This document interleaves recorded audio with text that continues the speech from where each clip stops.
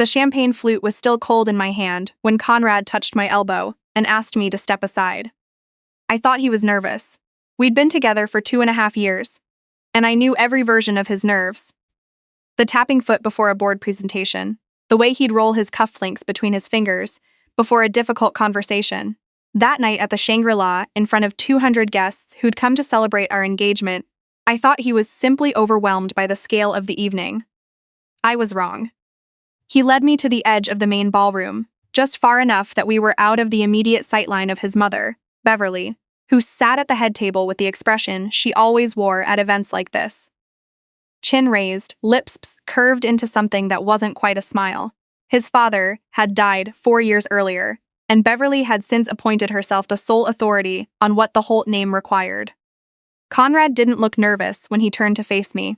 That was the first thing I noticed. His jaw was set. His eyes were calm. "I need to say something to the room," he said, "and I need you to hear it from me first." I knew then. Not the specifics. I hadn't imagined this exact choreography. But the cold clarity that settled into my chest in that moment was not surprise. It was recognition. "Leanne," he said. And that name, the name I'd been living under for 2.5 years, suddenly felt like a costume I was already tired of wearing. "I can't do this. I've been trying to find the right way to say it for months. But there isn't one. The truth is, I'm in love with someone else. I have been for a long time." He turned to signal a woman near the bar. She crossed the room toward us, Tamara, whom I'd met 3 times at Conrad's company events, and who I'd noticed, each time, standing a little too close to him in photographs.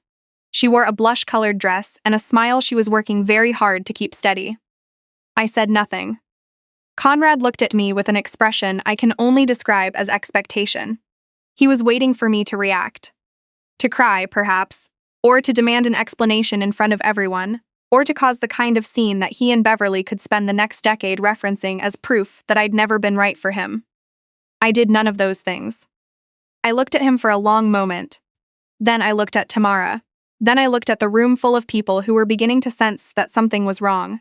Conversations dying, champagne glasses lowering, 200 pairs of eyes drifting toward the 3 of us standing at the edge of the light. I handed my champagne flute to the nearest passing waiter. "Good luck to you both," I said quietly, "and I meant it in the way you mean it when you leave someone behind you on the highway." I turned and walked toward the exit.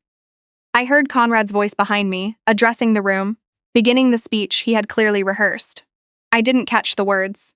I focused on the sound of my own heels on the polished floor and the weight of the small phone in my clutch. Not my regular phone, but the secondary one I'd carried for 6 months, ever since I'd made the decision to be ready. Beverly's voice cut through the ambient noise as I passed the head table. She didn't call after me. She simply said, to no one in particular, in that carrying tone of hers, "Well, I suppose that settles it." A few people near her laughed softly, the way people laugh when they're relieved it isn't happening to them. I pushed through the lobby doors and stepped into the November air. The valet stand was 20 meters to my left. I didn't go there. I walked to the far end of the hotel's rear service lane, the one that connected to Bay Street through an access point I'd noted 6 months ago. The first time I'd walked that block and thought, if I ever need to leave quietly, this is how. A black Suburban was waiting at the curb. It had been there for 11 minutes, according to the driver's text, which I'd received and deleted an hour earlier. The door opened before I reached it. My father's assistant, a composed woman named Gretchen who had worked for the Ashford family for 12 years, handed me a thermos of tea and a phone. "Warm enough?" she asked. "Yes," I said. "Tell my father we can move forward." She nodded. He's already expecting the call. The Suburban pulled smoothly into traffic. Through the tinted window, I watched the Shangri-La's entrance recede. The awning lights, the valet attendants, the last stragglers arriving late to a party that was already something else entirely. I was not heartbroken. I had not been in love with Conrad Holt for a very long time. What I was, sitting in the back of that Suburban with my hands wrapped around a thermos, was something harder to name. I was finished. Finished with 2.5 years of making myself smaller than I was. Finished with Beverly's deliberate mispronunciations of my surname and her comments about my apartment on Bloor Street, which she called cozy, in the way people say it when they mean insufficient. Finished with Tamara's carefully calculated warmth at every industry event. The kind of warmth that is always aimed slightly past you, at the person standing next to you. The Suburban headed west on the QEW toward Oakville, where my parents' house sat behind a stone wall on a quiet street that didn't appear on most people's radar, unless they knew what to look for. My father was waiting on the front steps. Reginald Ashford, 62 years old, founder and chairman emeritus of Ashford Health Partners, a national healthcare network, CLIF, diagnostic centers and research facilities in 7 provinces, was wearing his weekend cardigan and holding 2 mugs of tea. He looked at me the way he always had, with a kind of precise, unhurried attention that made you feel simultaneously completely seen and completely safe. "You held it together," he said. "It wasn't a question." "It was easier than I expected," I said, which was the truth. He handed me a mug. "Beverly Holt called my mobile while you were in the car." I looked at him over the rim. "Already?" She was conciliatory. Said she'd always had the greatest respect for you and hoped this wouldn't have to become, and I'm quoting her directly, an unpleasant situation. I almost laughed. "What did you tell her?" "That I was in the middle of something," my father said, "and that my assistant would be in touch." He held the door open for me. Inside, my mother, Catherine, was in the kitchen with the kind of focused energy she gets when she's decided to express love through action. She had made soup. She had also made bread, which meant she had been worried about me for longer than she'd let on. She took my face in both hands when I walked in. "That family," she said simply, "was never good enough for you. I want you to know that I knew it from the very first dinner." "I know," I said. "I just needed to see it clearly myself." She studied me for a long moment, looking for the cracks, the way mothers do, and then she nodded, satisfied that the structure was holding. "Sit down. Eat something.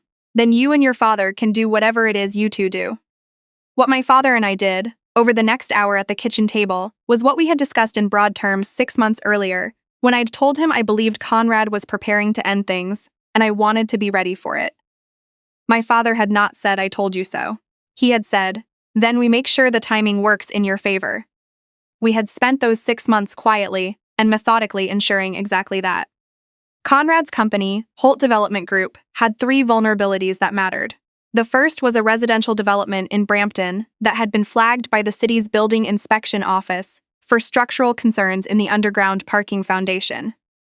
Concerns that Holt's team had responded to with documentation my father's legal advisors privately assessed as wholly inadequate.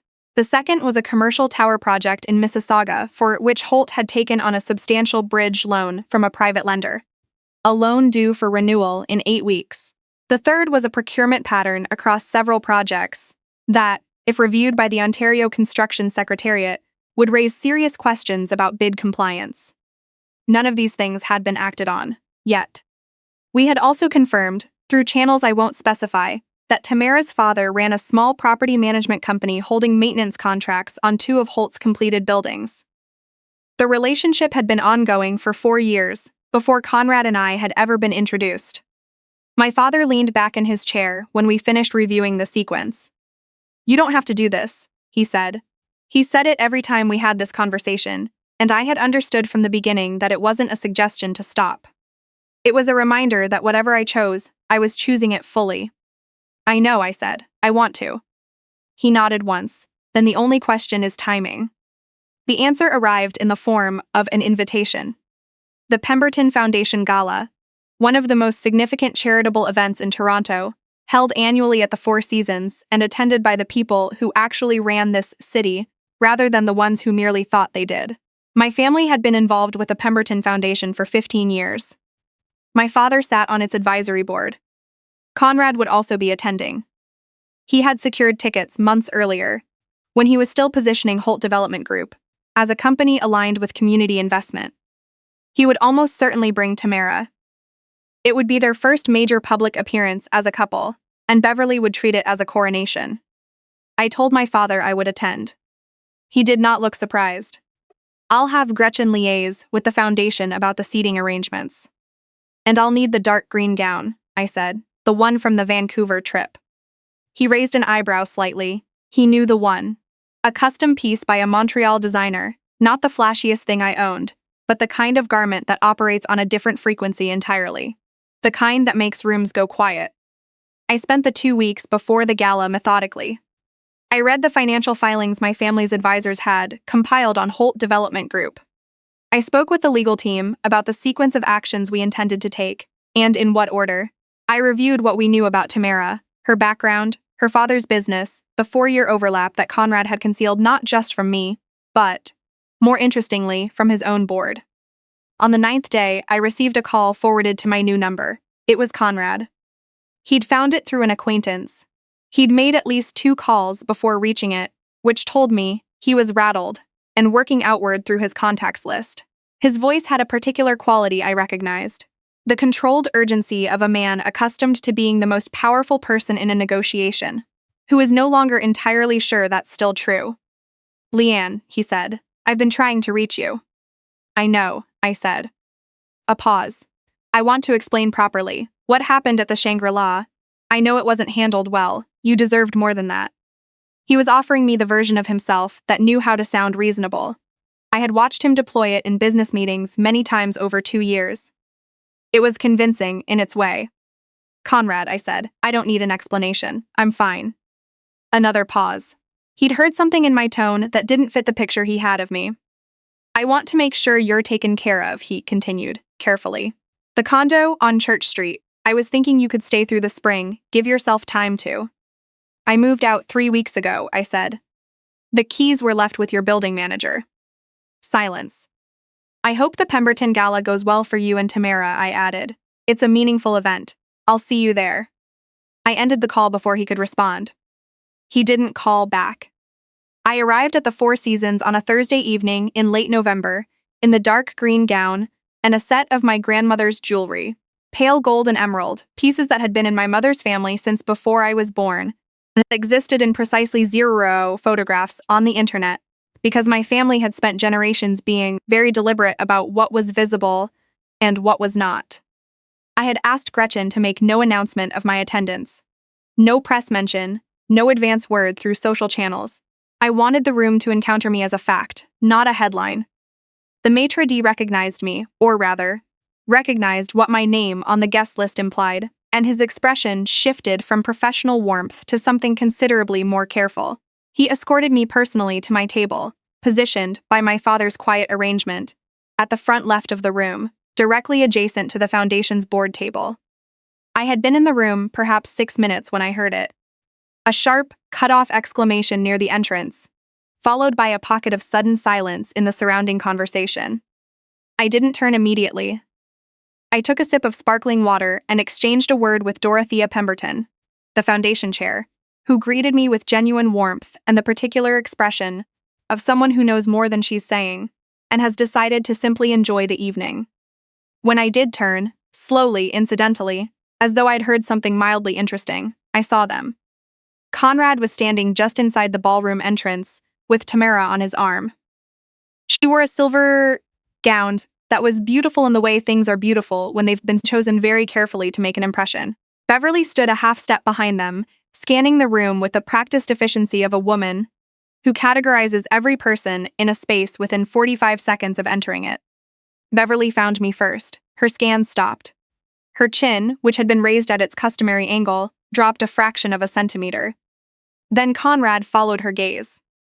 I watched his face run through several things in rapid succession.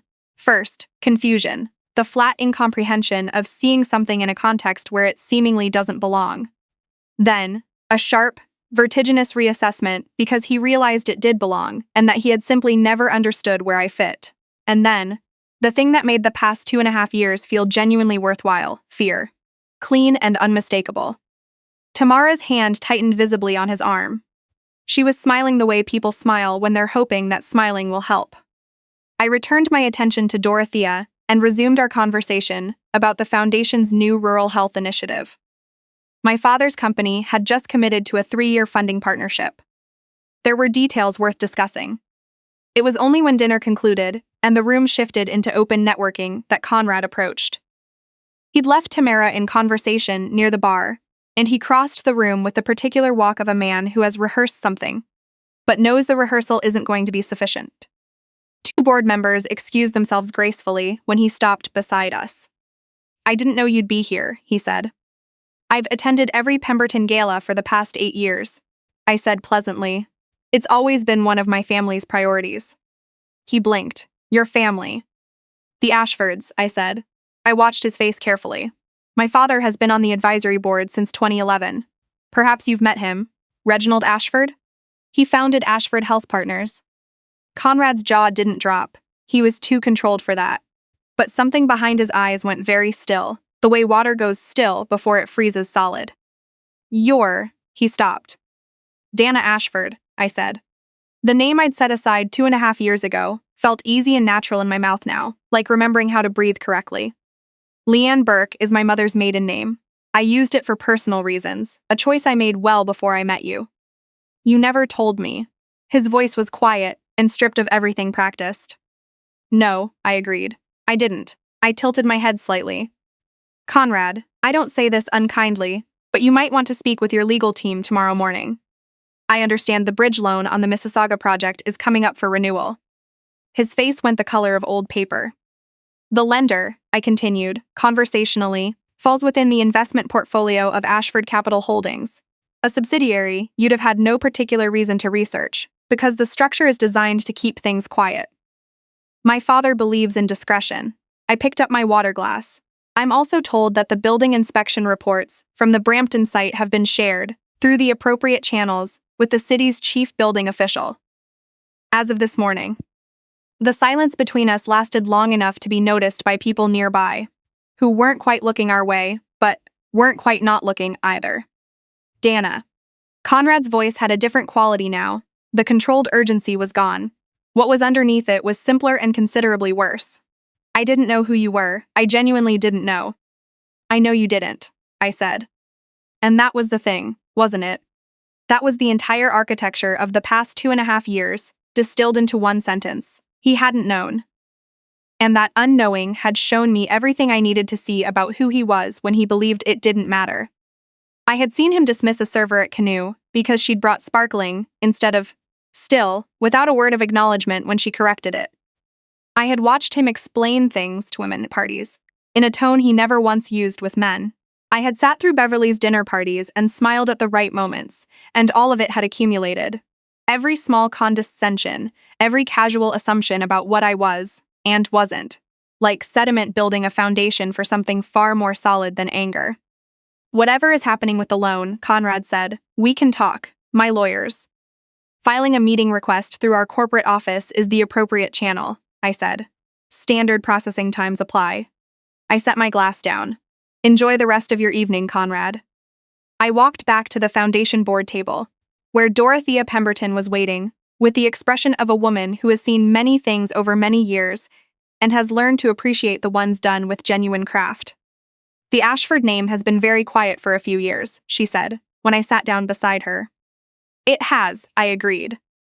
I'm glad you're back, she said simply, and raised her glass. Within 48 hours, the sequence we had set in motion began producing results, with the efficiency of something engineered to be inevitable. The Brampton building inspection triggered a work stop order on 3 units. The story was picked up by 2 local outlets, and then by the Globe's business section, which added the context of Holt Development Group's debt position, and the bridge loan renewal, a detail that had emerged, as far as anyone could trace, from a background conversation at a gala attended by half of Bay Street. The private lender communicated, through formal channels, that renewal terms were under review pending updated risk assessment. The timeline for that review was, by coincidence, exactly as long as it needed to be. Holt Development Group's shares dropped 11% on the TSX Venture Exchange in 2 trading sessions. Institutional holders began making calls. The board requested an emergency meeting. Conrad stopped sleeping. Beverly spent 36 hours alternating between calling Conrad and calling her own advisors, and finally placed a call to my father's mobile that he declined to take personally. Gretchen spoke with her instead, and was professionally noncommittal throughout. Tamara's situation came apart differently, and in some ways more completely.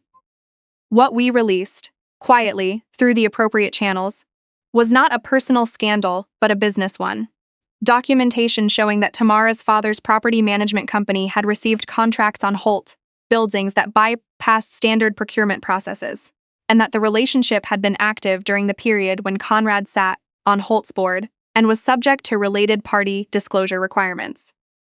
The Ontario Securities Commission found the documentation interesting enough to open a preliminary inquiry. Tamara did not handle this well. Her relationship with Conrad, which had been publicly unveiled at the Pemberton Gala in exactly the manner Conrad had planned, became significantly less photogenic within a week. There were reports of arguments. She moved out of the condo on Church Street within 10 days, the same condo Conrad had offered me, the one I'd already quietly moved out of 3 weeks before any of this began. I received communication from Conrad's lawyers 4 weeks after the gala. A formal request, politely framed, almost careful in its tone, to discuss a potential acquisition of Holt Development Group's Mississauga and Brampton assets by a willing buyer. The willing buyer, as structured, was an Ashford Capital subsidiary. I sat in my father's boardroom on a Tuesday afternoon in December and read the proposal. Outside the windows, Lake Ontario was iron gray under a low sky, and the financial district spread out in the middle distance like something drawn with a ruler. "He's asking for 40 cents on the dollar," said our head of mergers and acquisitions. 32, I said. A brief silence. "That's aggressive." "He has no other credible buyers in the time frame. His board knows it. His lawyers know it." I turned a page. 32 cents, and we absorb the outstanding loan balance through the vehicle, already in place. He walks away with enough to cover his personal guarantees. That's all. "Done," my father said, from the end of the table, without looking up from his own copy. Conrad signed the agreement on a gray Wednesday morning. He did not ask to meet in person. The finalized documents came across with his signature, a signature I recognized from 2.5 years of lease agreements and restaurant bills, and a birthday card he'd written me in February, in handwriting that slanted left. I countersigned as Dana Ashford, Executive Director, Ashford Capital Holdings. I didn't take any particular satisfaction in the act of signing itself. It was a transaction. What I held onto was quieter than that. The knowledge that the things Conrad had built his certainty on had turned out to be made of softer material than he'd understood. He had been certain I was manageable. He had been certain his mother's social calibrations were reliable and her judgment sound. He had been certain that Tamara's charm was an asset and her father's business a harmless convenience. He had been certain that Leanne Burke, interior design consultant, Bloor Street, was someone whose departure from his life would require a brief scene and a modest settlement. He had been wrong about every single one of those things. I had learned something during those 2.5 years, though, and it wasn't only about Conrad. I had learned that I could live without the armor of my name, that I could sit through Beverly's dinner parties and smile and ask questions that made people feel heard, and none of it diminished me, because I knew who I was, even when no one else in the room did. That, it turned out, was a kind of knowledge that couldn't be taken from you at a party in front of 200 people. 2 months after the Pemberton Gala, I signed a lease on a new apartment in my own name, a place on King Street West, with east-facing windows that caught the morning light, in a way I found unreasonably satisfying. I had lunch with Dorothea Pemberton, who wanted to discuss the Foundation's next campaign, and also, I suspected, simply wanted to know how I was. I met for coffee with a former colleague who had known me only as Leanne Burke and was now adjusting, with admirable grace, to the recalibration. Wesley Strand, the head of a real estate investment firm in Calgary, who had been on the wrong side of a Holt Development Group deal 4 years earlier and had held the memory with considerable precision, sent a brief, unsentimental note to my father's office that resulted in a lunch meeting, and what my father described afterward, with restrained satisfaction, as a very productive opening conversation. The last thing I heard about Conrad came through the kind of roundabout channel that means it wasn't meant for me, but was, in some way, intended. Apparently, he had told someone at a dinner that he had made the biggest mistake of his life, that he hadn't known what he had, that he wished he could go back. I don't wish that for him. I genuinely don't. What happened at the Shangri-La on that November evening was not a mistake made in a weak moment. It was a decision that revealed, with absolute clarity, exactly who he had always been underneath the suits and the Bay Street confidence. I had needed that clarity. I had, in the end, arranged for it. The ice was forming on the lake by the time everything settled, that particular shade of pale gray-white that means winter is serious now and has stopped negotiating. I stood at my kitchen window on a Sunday morning with a mug of coffee and looked at it, and I thought about nothing in particular, which is its own kind of luxury when you haven't had it in a while. My phone had my real number on it now, listed under my real name. I was Dana Ashford. I had always been Dana Ashford. It was time to act like it.